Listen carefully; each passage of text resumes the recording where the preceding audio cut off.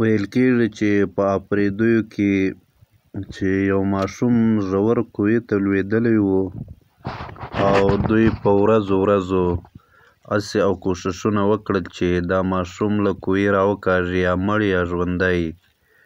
خو دوی په دې کې ونه توانېدل. څو ورځې وروسته یې هغه قبر ډک کړ او دا یې هلته دفن کړ او بالا یې قبر پر جوړ کړ.